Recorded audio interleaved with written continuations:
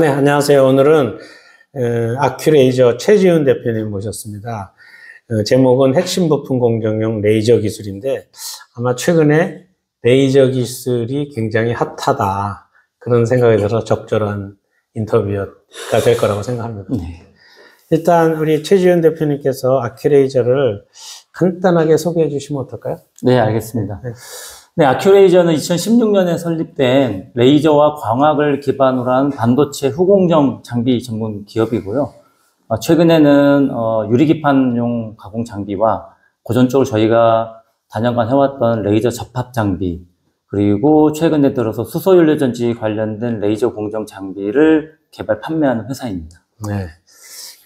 굉장히 핫한 아이템이 나온 거죠. 유리기판. 네, 맞습니다. 반도체 이렇게 나왔는데, 최근에 저도 유리기판 쪽, 저희가 포럼에서 벌써 금년 초부터 몇 번에 걸쳐서 유리기판을 했는데, 이 유리기판에 대한 기술이, 이제 점점 더 핫해지는 것 같아요. 네, 맞습니다. 그래서 제가 알기에는 아큐레이저가 말씀하신 대로 레이저 본딩, 네. 레이저 가공, 이렇게 생각하잖아요. 네. 제가 알기에 레이저 본딩에 대해서 굉장히 딴 데하고 다르다라고 자부하고 있는 것이다고 제가 알고 있는데, 네. 우리 아큐레이저의 레이저 본딩 기술에 대해서 뭐가 다른지 네, 알겠습니다. 좀 설명해 주시면 좋을 것 같아요. 예, 일단은 레이저를 이용한 본딩이라고 한다면, 본딩은 3대 요소 중에 하나가 열입니다.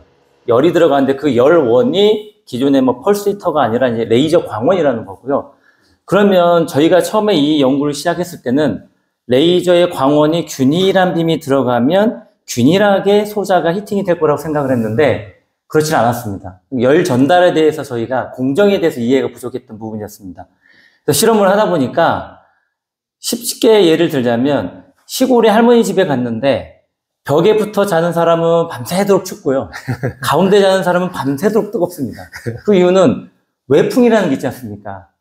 벽을 타고 계속 냉각이 되는 공간이 있고 가운데는 계속 열이 주변 것도 뺏어오고 자체 열도 히팅이 되고 그러다 보니까 저희가 이거에 착안을 해서 온도 프로파일을 찍어봤습니다. 균일한 레이저 빔을 쏴서 온도 프로파일 찍어봤더니 산 모양이 나오더라고요. 가운데가 뜨겁고 모서리나 외곽이 차갑고 그래서 이 온도 프로파일에 역 프로파일로 레이저 에너지 분포를 줬더니 플랫한 평원처럼 이제 열분포가 나왔고요. 최근에 들어서 온도 분포를 저희가 2%까지 보통 한 300도씨 공정에서 그다음에 180도 공정에서는 0.37% 온도 분포 편차를 잡아냈습니다.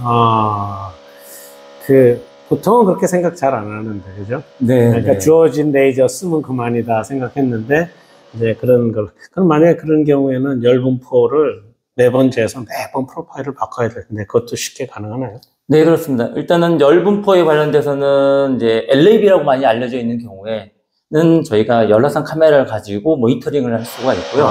또 과학계 내부에서 조절에 의해서 이제 열 분포를 하는데, 저희가 실험을 해본 결과 대부분의 패키지들은 어느 정도의 규격화된 열 분포에 조절을 해주면 공정 잡는 데는 전혀 문제가 없었습니다.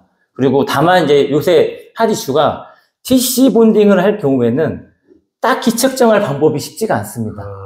센서를 집어넣기도 어렵고 근접해서 붙어있기 때문에 측정할 방법이 없어서 이 기술을 측정할 수 있다라고 한다 그러면 TC 본도에서 가장 중요한 그 열 이슈를 바로 공정해서 모니터링 해가면 살 수 있지 않을까. 그래서 저희도 지금 그 부분에 대한 플랫한 시트 타입의 센서를 찾아낼 수 있는 방법을 이제 좀 소재 업체들하고 논의를 좀 해보고 있습니다.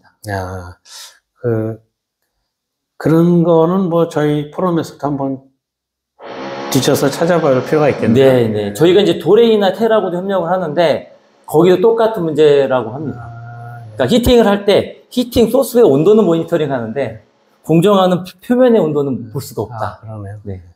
그럼 이런 지금 분포를 가진 거를 적용할 수 있는 적용처를 한다면 어디 지금 패키징 말씀하셨는데 또 어디에 있어요? 일단 저희가 가장 많이 요새 핫한 게 이제 칩넷 본딩. 그러니까 인터포저 위에 GPU하고 HBM이 올라가 있는 이 칩넷을 다시 PCB에 접합하는 경우. 이런 경우에는 열 분포가 제각각이다 보니까 이런 게 있고요. 그 다음에 대면적일 때 그 현상이 또 심각해집니다. 그리고 HBM 같은 적층하는 공정에서 HBM의 두께가 얇아지지 않습니까? 그러다 보니 이제 하나씩 쌓아 올릴 때 지금 가접을 한 다음에 여러 개 가접을 하고 본접을 하는 경우에는 이 와피지가 큰 이슈인데 레이저로 했을 때는 그걸 많이 개선할 수가 있기 때문에 최근에 이제 CA보사 같은 경우는 이제 레이저를 이용한 HBM 본도를 검토하고 있습니다. 뭐 거의 최근 가장 뭐 중요하다는 핵심 부품이 다 나오는데 말씀하신 대로 거기에 센싱 할 수 있는 기술이면 상당히 좋은 네. 결과를 낼 수 있겠다. 이런 말씀으로 들리는 네, 맞나요? 맞습니다. 예. 저희가 열 분포를 잘 조절하는 기술은 나왔지만 TC를 할 경우에 실제 타겟의 표면의 온도가 어떻게 올라가는지를 실시간으로 볼 수 있는 게 있다 그러면 불량 판정에도 좋고 알겠습니다. 공정 조건 모니터링에도 좋습니다. 그건 저희도 한번 찾아보겠습니다. 네. 그 다음에 한 가지 더, 이제 본딩 얘기를 했는데, 네. 사실 가공 얘기가 네. 중요하잖아요. 유리기판은 레이저 드릴링이 아주 요새 뭐 거의 아주 한 이슈인데. 네, 맞습니다. 지금 조금 아까 말씀하신 그런 것까지 포함을 해서, 사실 유리기판 얘기하기 좀 껄끄러워요. 여기저기서 네, 하도 네. 보완해서. 네, 네. 우리 아큐레이저는 유리기판에 레이저를 제가 한다고 했는데, 개요에 대해서 간단히 말씀해 주세요. 네, 알겠습니다. 일단 저희 회사 본딩하는 회사인데 왜 갑자기 TGV를 하느냐. 유리기판의 맨 마지막 단계가 칩 레벨의 글라스에 또 다른 칩을 붙이는 작업입니다. 근데 그 붙이는 작업할 때 또 유리가 깨지더라고요. 그래서 기존의 펄스히터 방식이 아닌 레이저 방식으로 공정을 해서 어느 정도 답을 찾았는데, 전체 서플라이 체인에서 보면 이게 맨 뒷공정이지 않습니까? 그러니까 앞에서 해결해야 될 부분이 유리 기판, 글라스 코어 서브스트레이트, 즉 빌드업되어 있는 기판을 원하는 사이즈로 이렇게 절단해내는 게 필요했습니다. 이 싱귤레이션이라는 공정을 또 개발을 했는데, 그러고 나니까 앞 공정에 또 유리 원장에서 드릴링하고 에칭하고 도금하는 과정에서 문제가 심각하다. 근데 저희가 레이저 회사다 보니 그럼 저희가 드릴링을 한번 해보겠습니다 라고 해서 드릴링을 했고, 그리고 에칭을 해서 이제 그 다음 단계에 도금까지 하는 실험을 저희가 진행을 하게 되었습니다. 그래서 최근에는 일본 회사하고 합작 회사를 만들었고요. 소재 회사랑. 그리고 꽤 많은 이제 에칭하는 회사, 도금하는 회사들이랑 평가를 해본 결과 어느 정도 방향성은 이제 잡아가고 있습니다. 그러나 여기가 레이저가 100% 다 해결할 수 있는 게 아니고, 제 기준에서는 한 레이저가 한 20% 정도, 한 60%는 에칭, 나머지 한 30% 정도는 20% 정도는 이제 또 도금이 해결해 줘야 되는 부분인 것 같습니다. 예. 하도 오늘 복잡한 얘기가 많이 나와서. 네. 예. 최근에 저도 이제 이런 유리기판 얘기를 들었다 보면 사실 드릴링하고 에칭하고 도금하고 그다음에 싱글레이션 이렇게 가는데, 많은 기업이 나는 요 넷 중에 하나 잘해요. 이런 얘기를 많이 하다 보니 이걸 섞어 놓으면 뒤에 가서 문제가 생기는 경우가 굉장히 많은 것 같더라고요. 그런 측면에서 그 네 개를 다 보시나요? 레이저랑 싱글레이션은 보신다 그랬고, 드릴링이나 에칭이나 도금 같은 건 어떻게 하세요? 지금 저희가 합작해서 만든 법인을 통해서 이제 컨소시엄을 구성해 나가고 있고요. 유리기판을 공급하는 회사, 이제 외국계 회사 2군데하고, 그 다음에 레이저는 저희가 하고요. 그 다음에 에칭 관련된 부분은 이제 에칭액을 개발해주는 회사 국내 기업 2군데, HF 타입과 KOH 타입. 그 다음에 에칭 장비는 국내 회사가 많이 있습니다. 그러나 저희가 봤을 땐 에칭 레시피가 굉장히 중요한 것 같아서, 현재는 일본 기업하고 이제 기술 이전 부분을 추진을 하면서 저희가 에칭 장비를 만들겠다는 게 아니라 에칭 기술을 도입을 하고요. 국내 에칭 장비 회사나 에칭하는 소재 회사들이랑 이제 협력을, 아까 말씀드린 회사들이 컨소시엄에 들어와 있습니다. 그리고 도금 같은 경우에는 제가 도금은 한국에서 어떻게 하는지 잘 몰라서 저희는 이제 일본의 자동차 대기업 회사의 계열사 쪽에 있는 도금 장비를 기술 이전을 받습니다.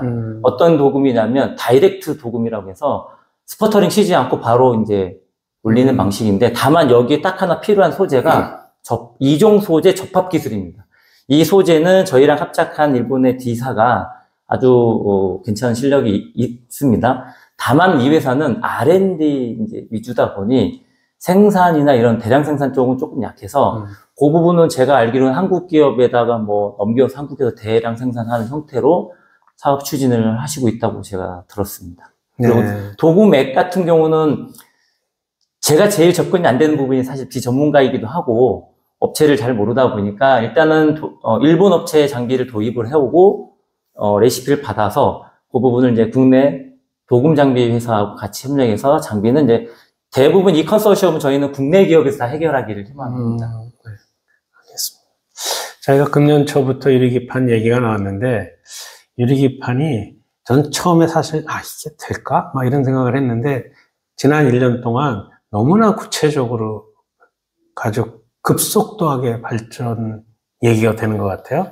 오늘도 그렇고 딴 몇 개 기업 얘기를 들어보면 이 유리기판은 그다음에 대기업이 돈과 사람을 투자하면 확 가겠다. 네. 이런 생각이 들더라고요. 그래서 오늘 어쨌든 꽤 자세하게 여러 가지 설명을 해주셨는데 물론 더 다른 얘기가 있겠지만 오늘 이 얘기를 통해서 우리 포럼이나 또 우리 주변에 계신 중소기업이 같이 협력할 수 있는 기회가 됐으면 좋겠다. 그렇게 생각이 듭니다. 혹시 마지막으로 더 하실 말씀 있으시죠?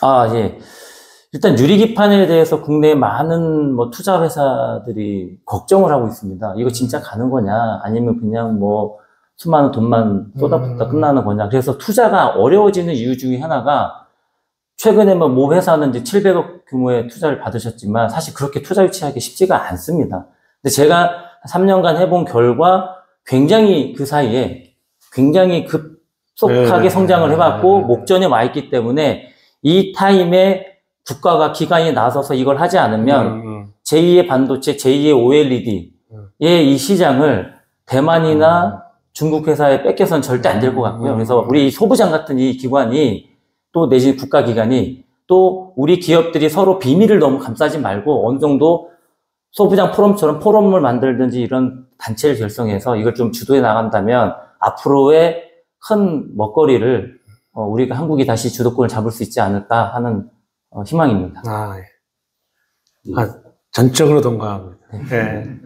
오늘 긴 시간은 아니었지만 어쨌든 최근 핫한 레이저 기술, 그다음에 유리기판 기술 이렇게 설명해 주셔서 감사드리고요. 오늘 시간 내주셔서 감사합니다. 감사합니다. 여기까지 하겠습니다. 네, 감사합니다.